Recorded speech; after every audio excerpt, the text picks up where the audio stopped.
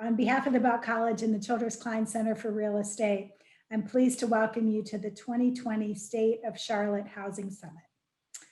First, I'd like to thank our research partners for their generous and continued support. They have made the important research on affordable housing in today's virtual event possible. The State of Housing research began over a year ago with the inaugural State of Housing Summit and the release of the award-winning State of Housing in Charlotte research report. We've updated all of the research to give you a picture of what's going on in housing more recently. And later today, we will release the 2020 State of Housing in Charlotte report.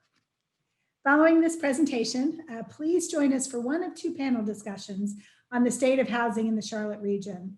We'll post Zoom links to those sessions for you in the chat. Both will focus on trends in the pandemic. One will focus on rental housing and the other will focus on owner-occupied housing.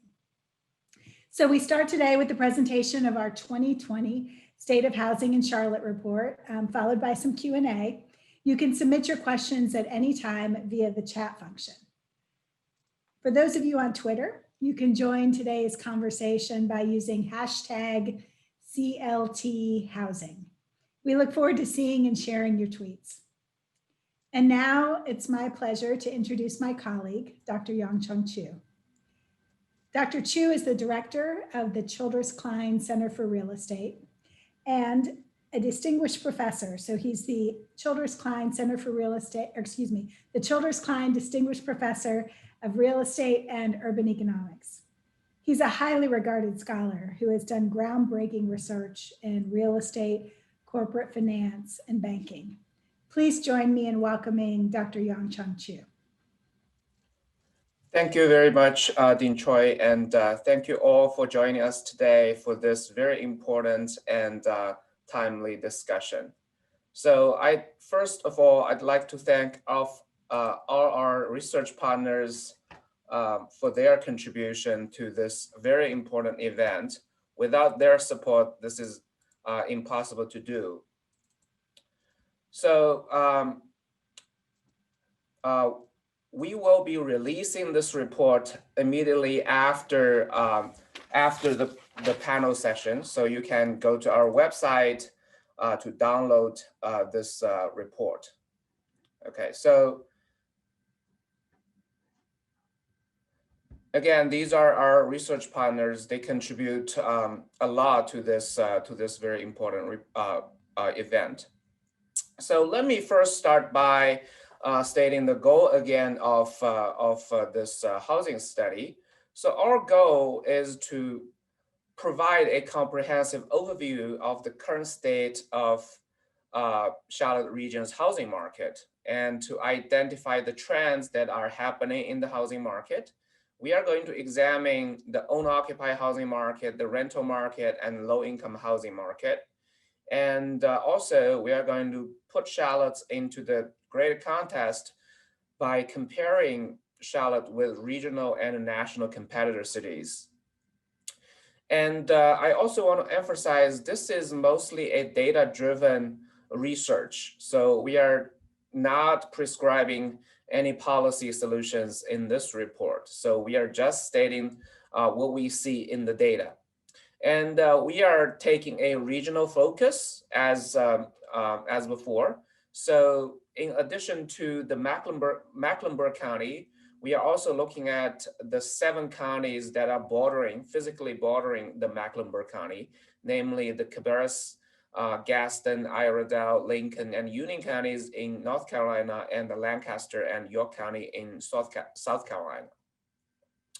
So let me first start with some macroeconomic trends, in particular those related to demand and supply for housing. So from the demand side, let's first look at the population growth. And as most of you probably know, that Charlotte has experienced tremendous population growth over the last decade. So here what I'm showing you is the population growth from 2010 to 2019. Okay, and on the supply side, what I'm showing you here is the number of housing units in this region.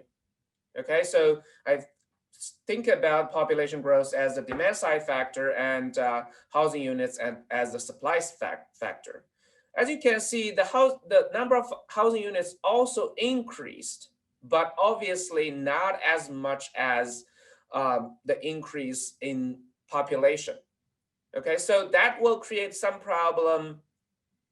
But this trend, if we break down this, just look at the annual changes in the number of households and the number of housing units in the region, we can see that from 2011 to 2017, the increases in the number of households in the region has always been greater than the increase in the number of housing units in the region. Okay, of course, if you look at the most recent 2 years, this appears to be alleviated in 2018 and 2019, where we have added more housing units than what we have added in the number of households. However, these 2 years are not able to correct all the kind of shortages in terms of housing units that created in the previous years. So as a result, we are still seeing kind of more constrained supply relative to very strong demand in the region. So give you some more concrete numbers. From 2010 to 2019, the population grew in the region by 1.93% every year. In contrast, the number of housing units only grew by 1.6%. So over the 9 years, this creates a lot of kind of shortage in terms of housing supply. Of course, if you look at the most recent year, the change from 2018 to 2019, population grew at 1.77% and housing units grew at 2.37%. So the housing units growth rate has been a little higher than the population growth rate from 2018 to 2019. However, I do not expect this trend to continue, especially after the pandemic, which I will come back a little later. So one of the consequences of the limited supply and strong demand is the decrease in the vacancy rate. So here I'm providing two kind of metrics in terms of vacancy rate. The red line is the total number of vacant units divided by the total number of housing units in the region. As you can see, obviously, the vacancy rate has decreased if we compare it with 2010. But of course, it went up a little bit in 2018 and 2019. Okay, so, but if you look at the black line here is the number of vacant housing units that are available. That means either available for sale or available for rent divided by total number of housing units. This number is actually very low. In 2004, it was only about 3%. It has increased a little bit, but we are still at a very low rate, about 4.7, 4.8% range. So overall, the market is really tight at this stage. The other thing is, in addition to the total number of housing units, the total demand for housing, there is going to be a difference between demand for owner-occupied housing and rental housing, which you can see from this graph, which is about the changes in home ownership rate in Charlotte. So this is at the metro area level, and also relative to that to the whole state of North Carolina, and we are also can compare it with South Carolina and the whole United States. Let's focus on what's happening in Charlotte. So the home ownership rate has been pretty steady around 65% range before the financial crisis, and hit bottom of about 55% in the aftermath of the financial crisis, and then it increased steadily to about 6.8, 6.9% in 2008, 2019. So we can see there is a huge increase in home ownership rate in recent years. And moreover, if you look at the most recent episode, which is during the COVID-19 pandemic, Before the pandemic, we are looking at about 71%, a little over 70%, but now we are at 73%. So during the pandemic, the homeownership rate actually increased 3 percentage points, which is a huge increase because given that a homeownership rate has been pretty steady.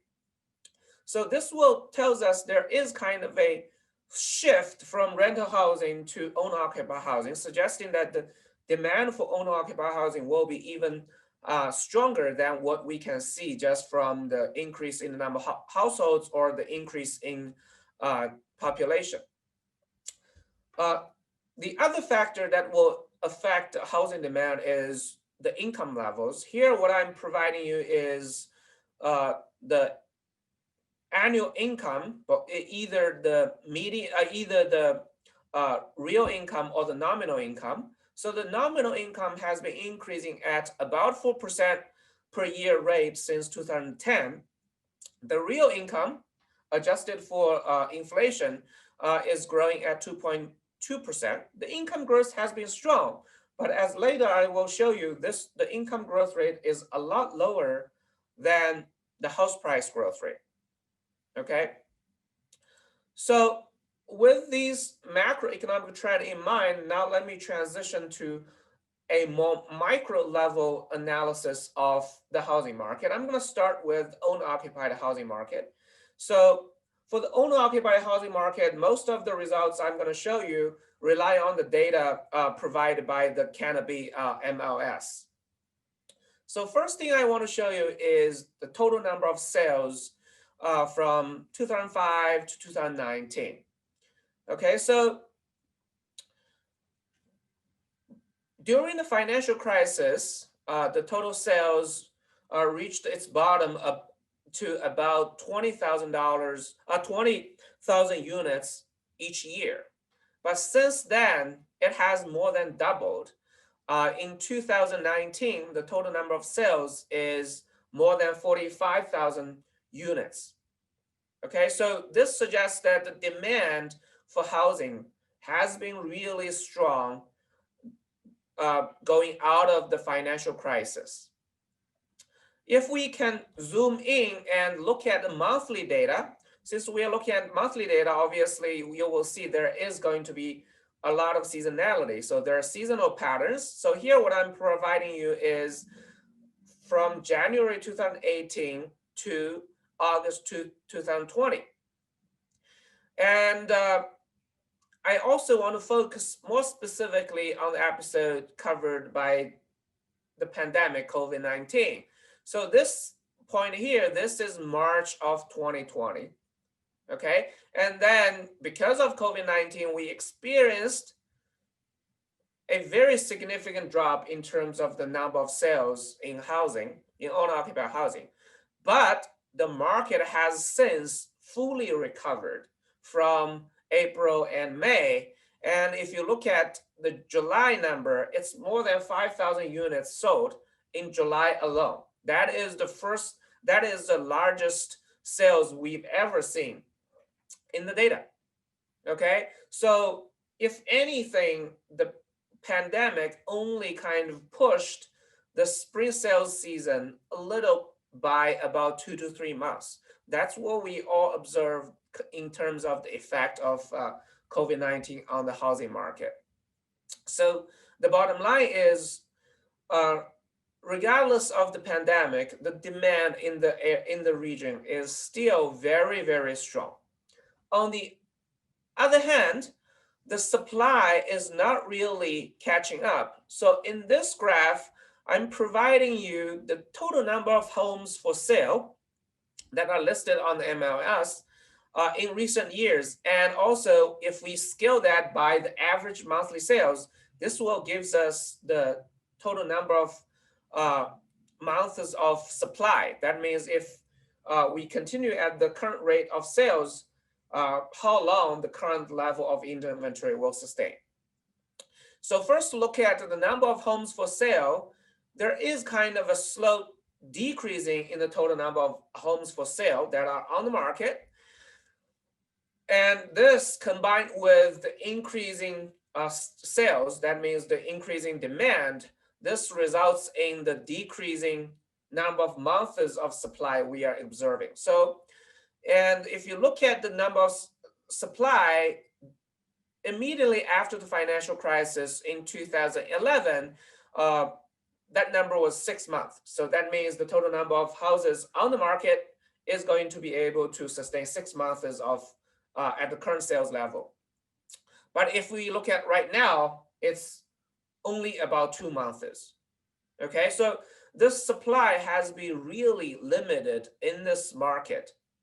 Okay, so a strong demand and a very limited constrained supply will have two impacts. The first impact is if you are trying to sell a house, it will be sold very quickly in the current market situation. So this is what I'm showing you here. So this is the median days on the market.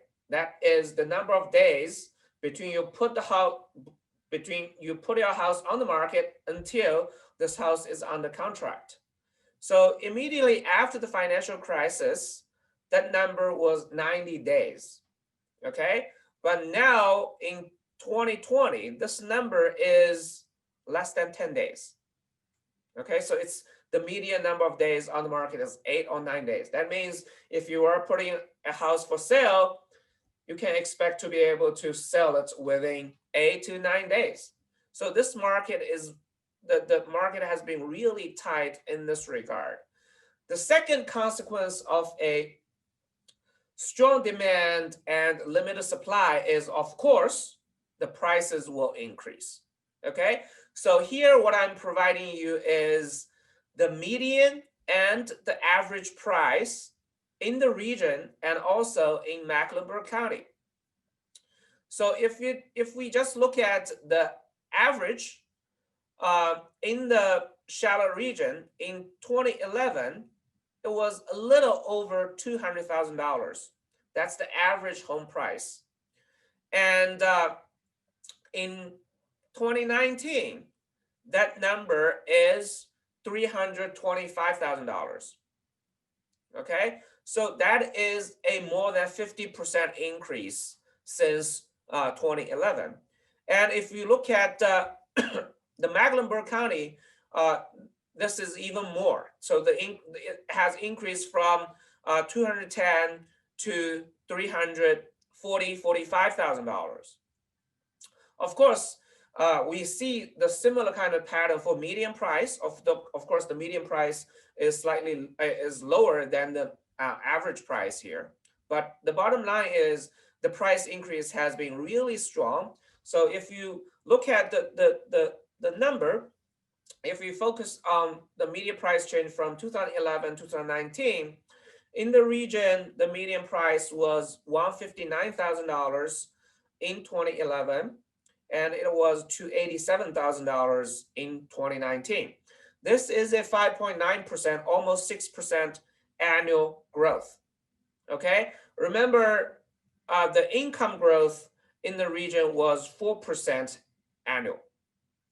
Okay, so the price increase, the growth rate of the price is much higher than the income growth rate.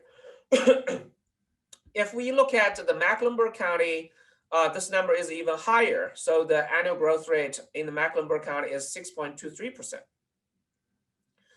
And the things is a little bit even worse if we look at the price changes from 2018 to 2019. In the region, the price grew at more than 7% from 2018 to 2019. The same thing happens in Mecklenburg County.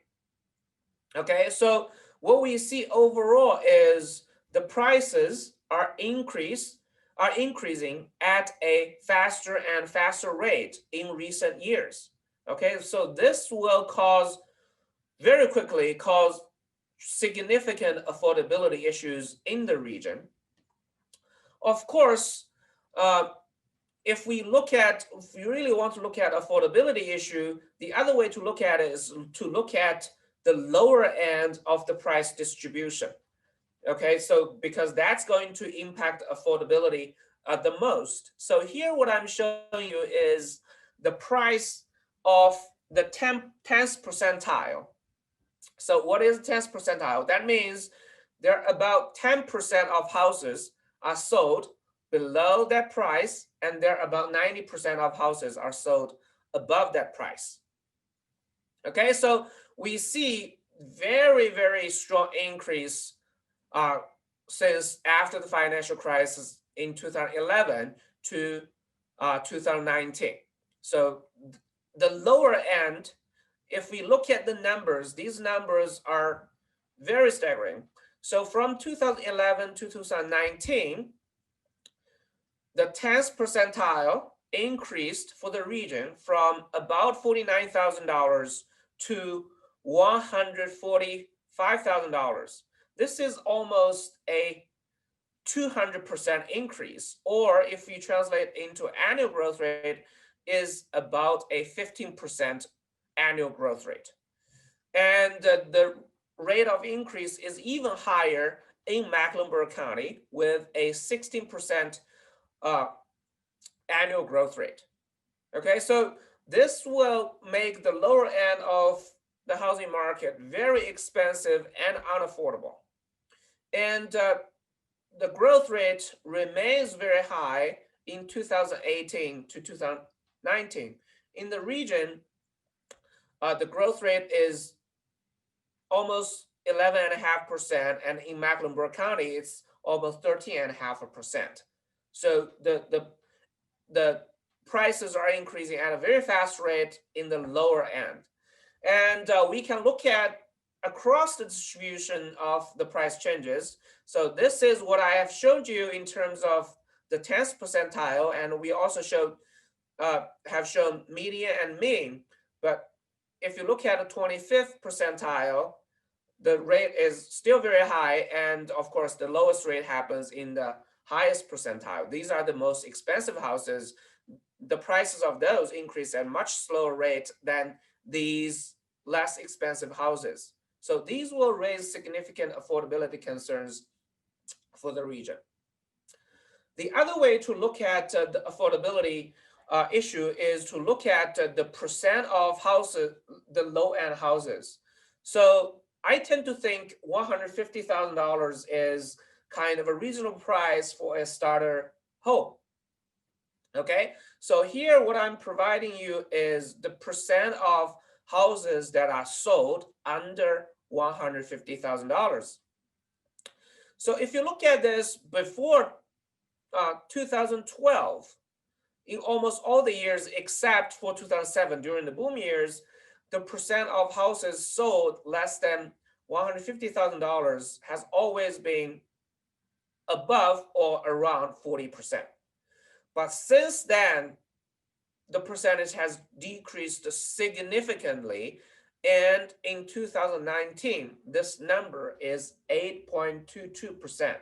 That means in 2019, only about 8% of houses are sold under $150,000.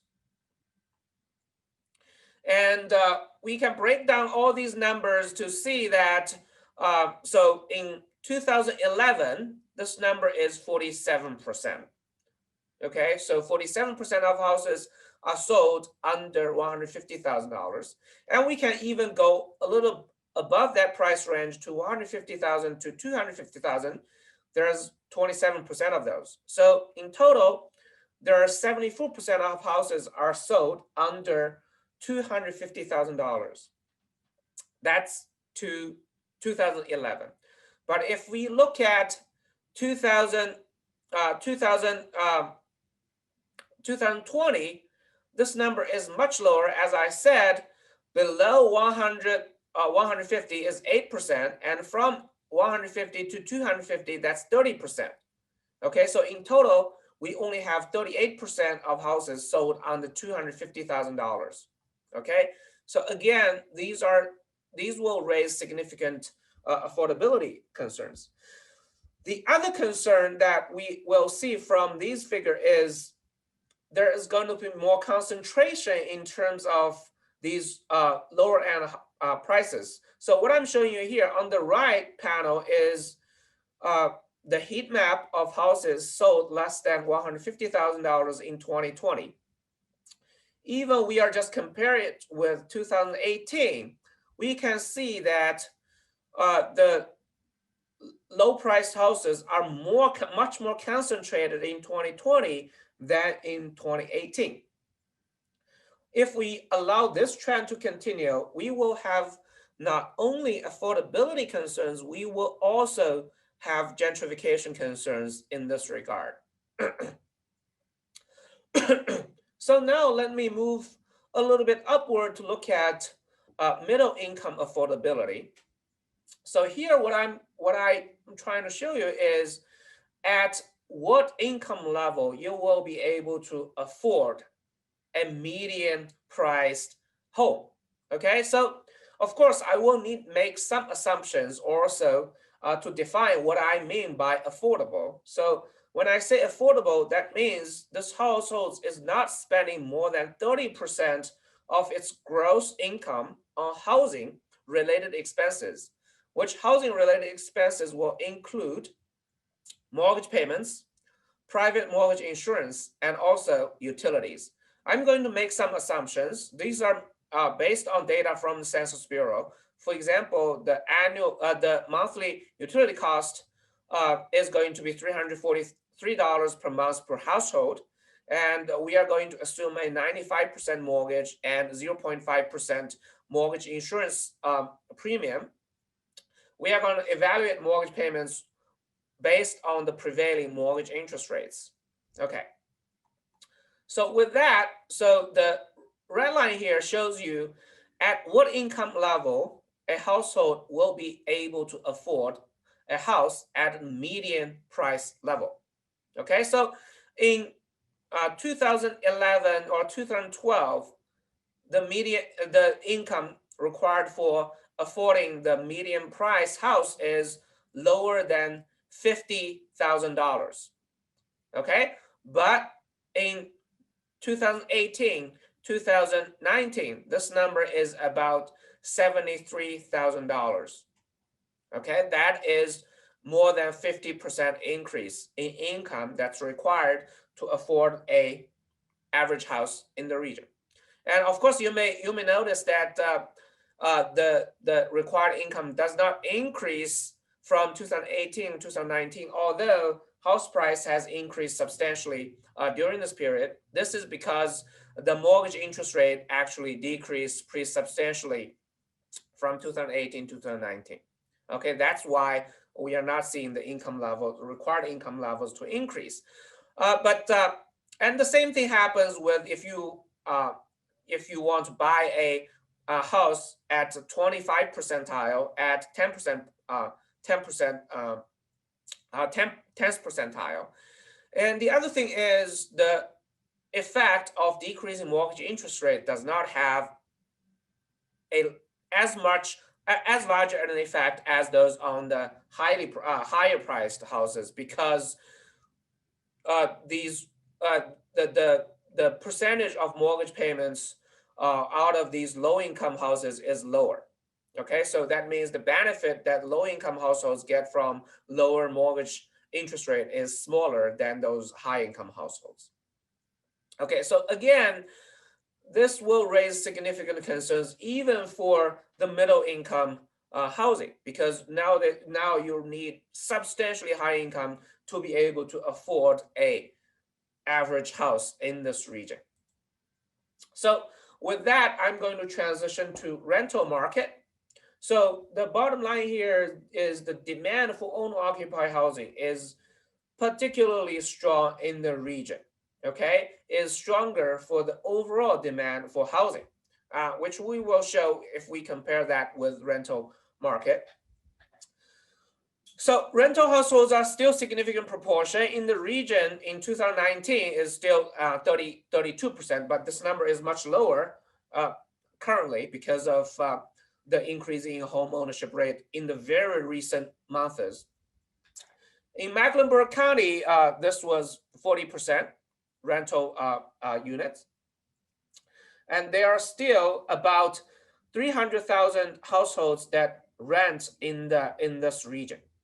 Okay, And here what I'm showing you is the distribution of rents paid by households in 2010 and 2018. So why 2018? Because this is the latest data we have available right now from census. Okay, so the red bar here are the rent distribution for 2010, and the black bar is the rent distribution for 2018.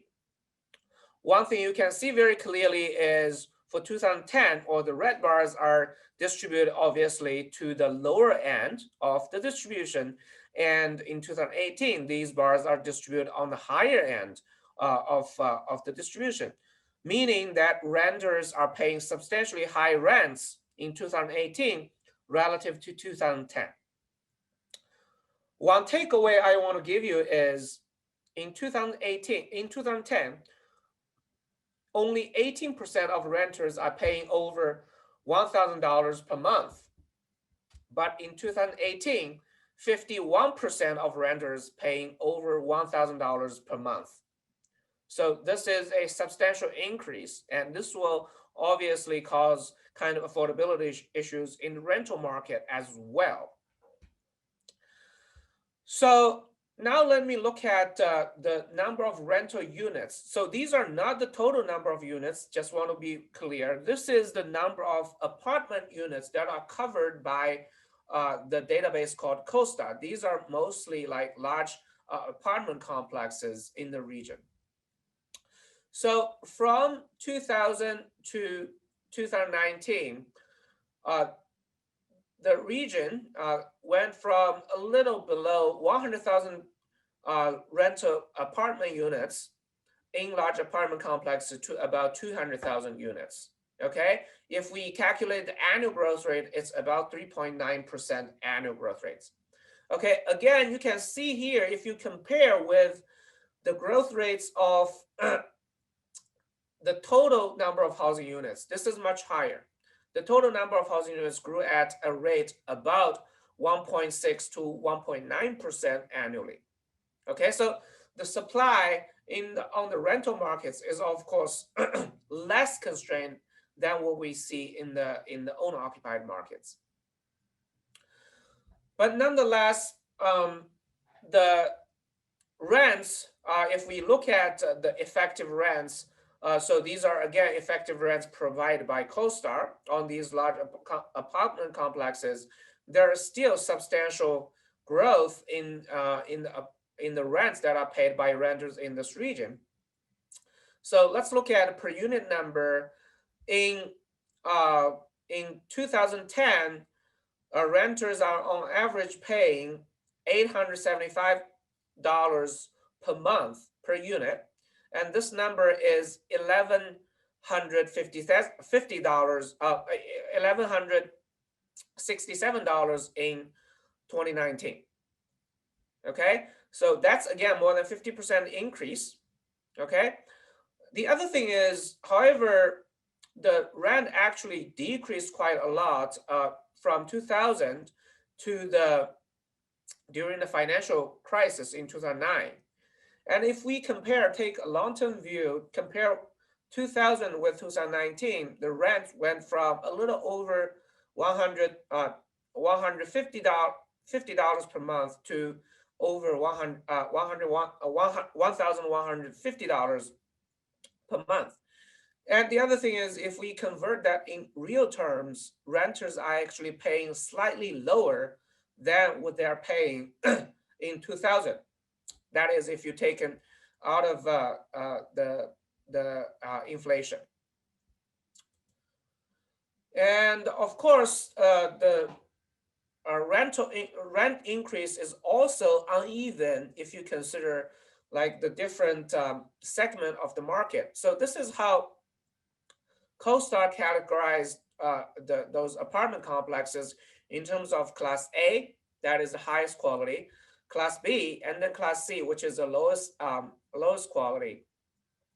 As you can see from this plot, the rents for the lowest quality, that means Class C, in terms of percentage increased the most.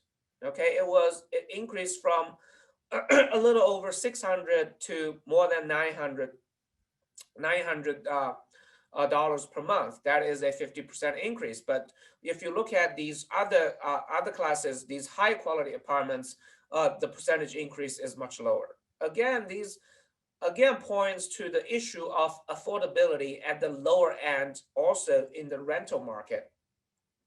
Okay, so so far I focused mostly the region, the Charlotte region, or the Mecklenburg County. Next, I'm going to compare the Charlotte region with the regional and national competitor cities. For these comparisons, I want to emphasize that these numbers are based on metro area, okay, because that's where we have the most comprehensive data from the American Community Survey. So our regional competitors are Asheville, Charleston, Columbia, Greensboro, Raleigh, Richmond, Spartanburg, and Wilmington. And our national competitor cities are Atlanta, Austin, Cincinnati, Denver, Indianapolis, Memphis, Nashville, Portland, San Antonio, and Tampa. Okay, so I'm going to start with like the demand side of the housing market. Again, start with the population growth. Okay, so if population and population growth, so the bars show you the absolute population. So these are the Charlotte compared with regional cities. Obviously, Charlotte has the most population of about 2.6 million population, much more than all these other regional competitor cities. And the other thing is, not only Charlotte has the largest population, it also has the highest population growth rate from 2018 to 2019 at 2.63%. Okay, that means the demand factor is still going to be very strong for the Charlotte region. Okay, and even if we compare Charlotte with the national competitor cities, of course, Charlotte does not have the largest population anymore, Atlanta does. But if we look at the population growth rate, Charlotte is still among the highest. In fact, it's only below the population growth rate of Austin from 2018 to 2019. Okay, it's much, much higher than all these other cities we have here. Okay, that means going forward, the demand for Charlotte housing market, even compared with national competitor cities, is still going to be very strong.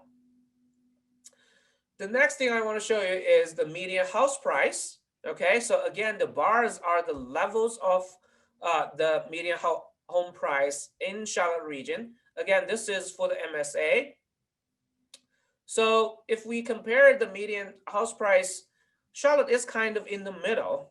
Okay, it's lower than Asheville, Charleston, Raleigh, and Wilmington.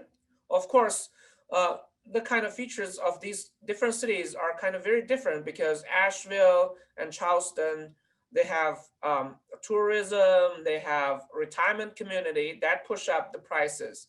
Okay, so the drivers behind those are a little bit different than what we have in Charlotte. But the more concerning thing for Charlotte is at the MSA level, the median house price from 2018 to 2019 has been grown at a rate of 8.5% rate, much higher than most other regional competitor cities. Okay, so if we allow this trend to go forward, we will see higher and higher prices, and the growth rate is going to be much higher as well. And even if we compare Charlotte with the national competitor cities, we are still seeing a very high growth rate. Okay, Charlotte has among the highest growth rate compared with national competitor cities. So the next thing I want to show you is median house price divided by median household income, which is kind of a key metric to measure affordability. If you have this ratio below 3, that means it's very affordable. If it's above 3 and between lower than 4 is moderately unaffordable. It's greater than 4, it's very severely unaffordable. So Charlotte is already above 3, and it's actually 3.5. And the other regional cities, they have higher ones, but the growth rate in this median multiple in Charlotte is the highest among all the regional competitor cities. Again, affordability is going to be a major concern for Charlotte. Even if we compare Charlotte with the national competitor cities, of course, cannot compare with Denver or Sacramento or Portland, which has very high median multiple. But the growth rate in Charlotte is still pretty high, even compared with national competitor cities. So those are on the owner-occupied housing side. If we look at the rental side, the picture is slightly better. And of course, when we compare with regional, Charlotte has the rents that are comparable with other regional cities, and also the growth rates in median rents also comparable with other cities. And compared with national competitor cities, the growth rates is actually on the lower end. So, but we are still seeing a pretty strong growth, but not as high as many of those national competitor cities. So the next thing is I want to show you the house price to rent ratio, which kind of measure, sometimes it's measure of bubble. If house price relative to rent is very high, that means there's a significant bubble. Okay, so most of this in Charlotte will be driven by the price levels instead of rent. So we see that price to rent ratio in Charlotte is in line with other regional cities, but it's growing at a very fast rate, 6.72% relative to most other cities except for Columbia. Even if we compare this with national competitor cities, the growth rate in the price to rent ratio in Charlotte is still very high, okay? So this figure shows you the percent of cost burden homeowners we compare with regional competitors, and it's still pretty high. We have about 20% of households that are cost burden homeowners, okay, on the low end. But as we are seeing the trend, it's not looking good in terms of the trend. And this is compared the percent of cost burden homeowners with national cities. Still, the absolute value is okay, but the trend is not looking good. The same thing happens with the cost burdened renters. Of course, cost burden renters is of course much higher than the cost burden homeowners almost by definition. We are in line with regional competitor cities. Again, the trend is not looking good. And we are also in line with national competitor cities, but in the long run, I expect if we do not correct these trends, then we are going to see more and more households will be defined as cost burdened in this case. So that's pretty much what I want to say today. There are a lot more in the report, which you will be able to download after today's event. So let me summarize. So the Charlotte region, I still want to say, has long benefited from having good quality and relatively inexpensive housing. However, what we are seeing here is population is growing and demand for housing is very strong, and house prices are increasing at a very fast rate. Okay, and especially at the low end, the growth has been very, very fast. This will raise significant affordability concerns in the future. Okay, so I'm going to stop there, and I'll answer questions at this point. So thank you, Yongqiang. That's very interesting. So we do have a number of questions that come in so far. If you have questions, then please feel free to submit them through the chat feature, and we'll see how many we can get answered in. So one question for you. So with the pandemic, do you foresee there being a number of increased foreclosures because people are buying homes? You know, the unemployment rate's been pretty volatile, and could increase as the pandemic continues and companies continue to lay off individuals. So what are your thoughts there? So far, we have not seen dramatic increases in foreclosures for two reasons. First, there is a lot of like foreclosure forbearance programs going on. The second one is all the federal programs that are helping the households. But there is going to be a lot of uncertainty of how long these forbearance programs will be able to help the households. And also because depending on whether we're gonna get the next package to assist the households, then there's gonna be a lot of uncertainty. If these programs cannot help the households, then I expect there will be kind of more foreclosures going on.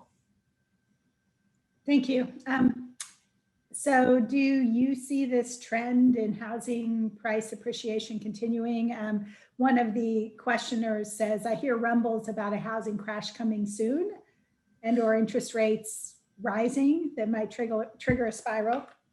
So I don't really see that the house price will go down or any kind of crisis will happen, especially in this region, because the demand, as I can see from the data, will continue to be strong, if not stronger, because more and more people are actually moving to the region.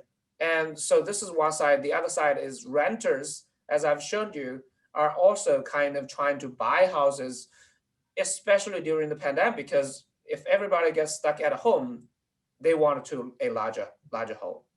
Right, understand. So one question that's being asked is sort of where people are renting. And the question is, do you think people are renting because of the amenities associated with the location and that's driving up rents? So, we're thinking about Uptown or South End. How important is sort of walking to work become in the last 10 years?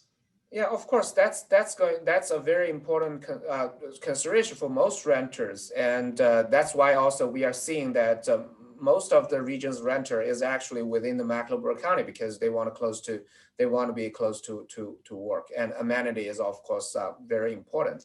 And of course, going forward, coming out of the pandemic, then we need to think a little bit more about what amenity actually means. For example, are you comfortable using the pool that's within your apartment complex? So that's going to, I think that will have some changes going forward as well.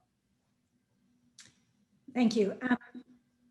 Another question. So this questioner is asking about what does it look like if you adjust the data for inflation? So, this $150,000 house versus a, $300,000 house in 2020. So what would it look like if we adjusted for inflation? So the inflation over the years has been a little under 2% average. And the house price has been increasing, as I said, about 5 to 6%. So even adjusting for inflation, we are still looking at 3 to 4% real growth rates in house prices. And at the lower end, because we are looking at like 14-15% increase in the 10th percentile house price, the real prices has been increasing like 12% range. So that's still a lot compared to inflation, or even compared to income. The house prices are increasing at a fast rate than income, a much faster rate than inflation. But that's not the case for rents. Okay, so if we compare the rents, with 2000, the real rents is actually slightly lower than what people are paying in 2000 if we adjusting for inflation. So, one of the main reasons people are moving here is due to affordability. Considering affordability is shifting so quickly, how do you think that might impact demand in the future? So I think we still want people to move to this region, but if we do not address the supply side, then the houses are going to become unaffordable very soon. So the median price to income ratio in the region now is 3.5. So if one day we cross the line of 4, then it will become very unaffordable, and that will kind of, if not stop, but it will keep people thinking. If they want to move to this region, they will think, okay, am I going to be able to afford a reasonably high quality house in this region? So a couple questions that folks are asking about regulatory burden and taxes. So, what role do regulatory barriers play in our MSA in terms of the housing market, maybe compared to other cities of our size? And what about taxes?